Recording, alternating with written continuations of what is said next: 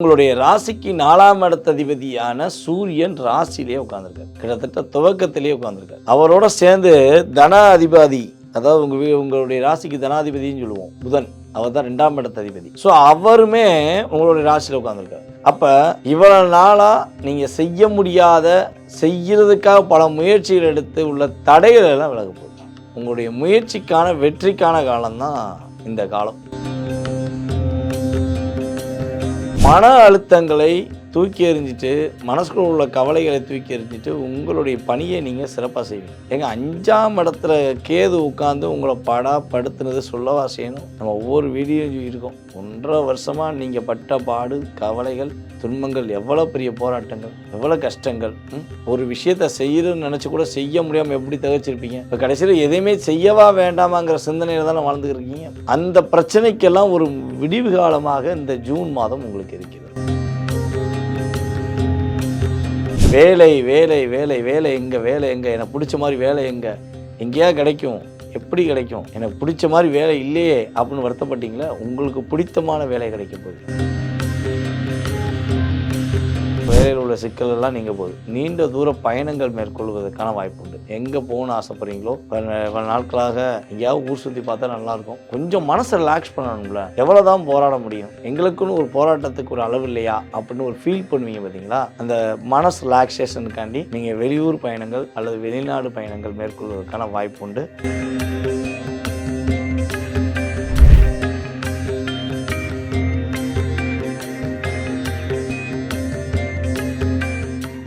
Real one ஆன்மீக channel நேர்கள் அனைவருக்கும் எனது இனிய வணக்கம். நான் உங்கள் டிஜே சுந்தரபாண்டி, சிவகாசியிலிருந்து. நேர்களே, தற்போது நம்ம பார்க்க போகிற விஷயம் என்னன்னு பார்க்கும்பொழுது, ஜூன் மாதத்தில் கோச்சார கிரகங்களான சூரியன் முதல் ராகு கேது வரை ஏனைய 8 கிரகங்கள், அதாவது சந்திர பகவான் மட்டும் வந்து பார்த்திங்கன்னா 2.5 நாட்களுக்கு ஒரு முறை ராசியை கடக்கக்கூடியவர். ஸோ அவரை தவிர்த்து 8 கிரகங்களுடைய செயல்பாடு தன்மைகள், கோச்சார கிரகங்களான 8 கிரகங்களுடைய செயல்பாடு தன்மைகள் எவ்வாறு உள்ளன. ஸோ இதன் அடிப்படையில் பொது பலன்கள், ஒரு மனிதனுடைய வாழ்க்கையில் உலகியல் ரீதியாக உங்களுக்கு என்னென்ன மாற்றங்கள் வரப்போகுது, என்னென்ன விஷயங்களை நீங்கள் கவனமாக இருக்கணும்னு சொல்லி பார்க்க போகிறோம். அதற்கு முன்னாடி வந்து பார்த்திங்கன்னா கிரகங்கள் எங்கெங்கே இருக்குது. ஏன்னா நம்ம வந்து சூரிய பகவானை அடிப்படையை வச்சு தான் இந்த மாத பலன்களை எடுக்கிறோம். ஸோ சூரிய பகவான் ஜூன் மாதம் துவக்கத்தில் ரிஷபராசியில் இருக்கிறார்.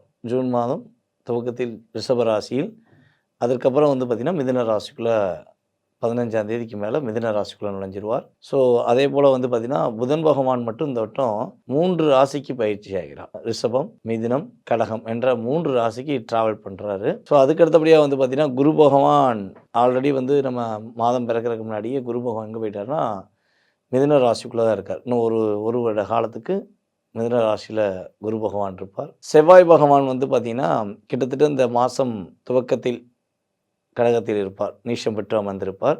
ஸோ 6ஆம் தேதிக்கு மேலே வந்து பார்த்திங்கன்னா சிம்ம ராசிக்குள்ளே செவ்வாய் பகவான் போயிடுவார்.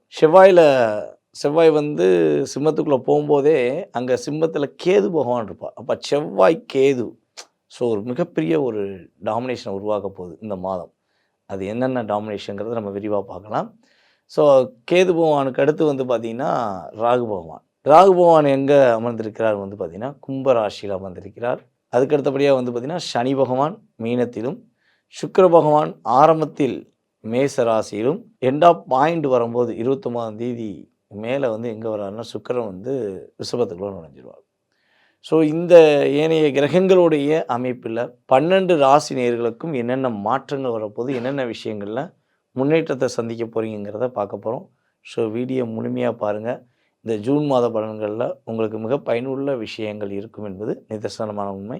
வாங்க வீடியோக்குள்ளே போகலாம். ரிஷப ராசி அன்பர்களுக்கு இந்த ஜூன் மாதத்தில் என்ன மாற்றம் ஏற்பட போகுது அப்படிங்கும்போது, அதாவது உங்களுடைய ராசிக்கு 4ஆம் இடத்ததிபதியான சூரியன் ராசியிலே உட்கார்ந்துருக்கார். கிட்டத்தட்ட துவக்கத்திலேயே உட்கார்ந்துருக்கார். அவரோட சேர்ந்து தன அதிபதி, அதாவது உங்களுடைய ராசிக்கு தனாதிபதினு சொல்லுவோம் புதன், அவர் தான் 2ஆம் இடத்ததிபதி. ஸோ அவருமே உங்களுடைய ராசியில் உட்காந்துருக்கார்.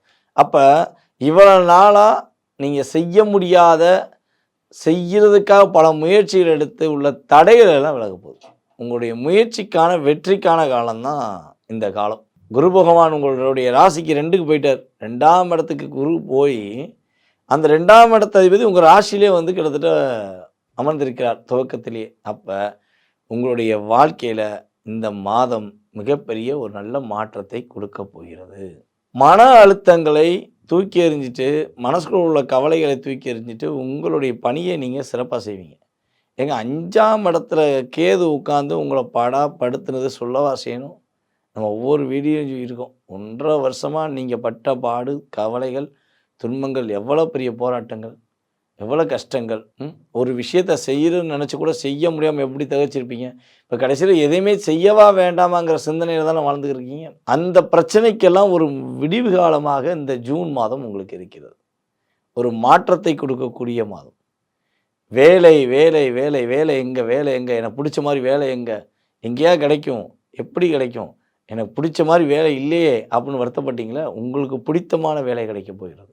குரு பகவான் உங்களுடைய 6ஆம் இடத்தை பார்வை, தன்னுடைய விசேஷ பார்வையான 5ஆம் பார்வை மூலமாக உங்களுக்கு பிடித்தமான வேலையை உருவாக்கி தரப்போகிறார். யாராவது ஒருத்தர் வருவார், என்னை வேலைக்கு கூட்டு போவார் அப்படின்னு எதிர்பார்த்துருக்கீங்களா? அது குரு தான். குரு பகவான் தான் தன்னுடைய செயல்பாடு மூலமாக உங்களுக்கு ஒரு குருவாக, ஒரு சகோதர சகோதரியாக இருந்து உங்களுக்கு வேலை வாங்கி கொடுக்க போகிறார். இடமாற்றம் வாய்ப்புகள் அதிகமாக இருக்குது. வேலையில் இடமாற்றம் பெறுவதற்கான வாய்ப்புண்டு. அந்த இடமாற்றத்தில் பதவி உயர்வு கிடைப்பதற்கான வாய்ப்புண்டு. எதுவாக இருந்தாலும் இந்த மாதம் உங்களுக்கு சிறப்பாக இருக்கும்னு சொல்லலாம். ஏன்னா நீங்கள் எது எடுத்தாலும் அதை சிறப்பாக முடிப்பீங்க. உங்களுடைய முன்னேற்றமான பாதையை நோக்கி பயணிப்பீங்க. ஸோ இன்னொரு விஷயம் பார்த்தீங்கன்னா, உங்களுடைய ராசியின் அதிபதி 12ல் அமர்ந்திருக்கிறார். சுக்கிரன் 12ல் அமர்ந்திருக்கிறார். அவரே பார்த்தீங்கன்னா உங்கள் ராசிக்கு 6ஆம் இடத்த அதிபதி. அப்போ உங்களுடைய 6ஆம் இடத்த அதிபதி, ராசியின் அதிபதி, அவர் 12ல் அமர்ந்திருக்கிறது உங்களுக்கு மாற்றத்தை கொடுக்க போகுது. தேவையில்லாத விரைய செலவுகளை குறைக்க போகுது. ஓகேவா? ஸோ கொஞ்சம் நீங்கள் என்ன பண்ணணும்னா, விரைய செலவு குறைக்குங்கிறத விட விரைய செலவை நீங்கள் பண்ணாமல் இருக்கிறதுக்கு என்ன முயற்சியை எடுத்துக்கணும். தேவையில்லாமல் யாருக்கும் அனாவசியமாக செலவழிக்க வேண்டாம். பொருளாதாரம் உங்களுக்கு நல்லா கிடைக்க போகுது. உங்களுக்கு தேவையான பொருளாதாரம் உங்களுக்கு வரப்போகுது. சிக்கல்கள், வேலையில் உள்ள சிக்கலெல்லாம் நீங்கள் போகுது. நீண்ட தூர பயணங்கள் மேற்கொள்வதற்கான வாய்ப்புண்டு. எங்கே போகணுன்னு ஆசைப்படுறீங்களோ, பல நாட்களாக எங்கேயாவது ஊர் சுற்றி பார்த்தா நல்லாயிருக்கும். கொஞ்சம் மனசை ரிலாக்ஸ் பண்ணணும்ல. எவ்வளோ தான் போராட முடியும்? எங்களுக்குன்னு ஒரு போராட்டத்துக்கு ஒரு அளவு இல்லையா அப்படின்னு ஒரு ஃபீல் பண்ணுவீங்க பார்த்தீங்களா?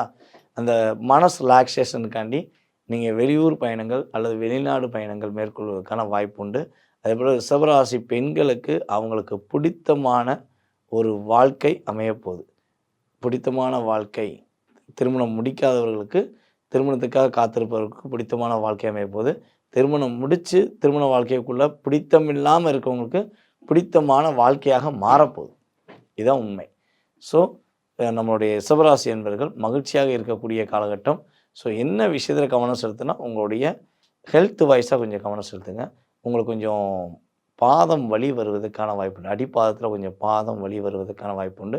ஸோ அதே போல் பார்த்திங்கன்னா, இந்த முட்டி பகுதி இருக்குது பார்த்திங்களா, எல்லா இடத்துலையும் இந்த பகுதி ஜாயிண்ட் பகுதியில் கொஞ்சம் வலி வருவதற்கான வாய்ப்புண்டு. ஸோ கொஞ்சம் அந்த சின்ன சின்ன வலிகள் ஏற்படணும், உடனே அதற்கான ட்ரீட்மெண்ட் எடுத்துட்டிங்கன்னா சிறப்பாக இருக்கும், மகிழ்ச்சியாக இருக்கும். வேறு எல்லாமே நீங்கள் சூப்பராக அல்டிமேட்டாக போகிறதுக்கான வாய்ப்புகள், கிரகங்கள் உங்களுக்கு சாதகமாக இருக்குது.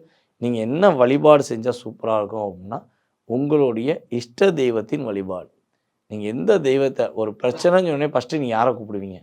அந்த தெய்வம் தான் உங்களுடைய இஷ்ட தெய்வம். ஸோ அந்த தெய்வத்தை முழு மனதோடு வழிபாடு செய்யுங்கள். மாற்றங்களை நீங்கள் முழுமையாக சந்திப்பீர்கள் என கூறலாம்.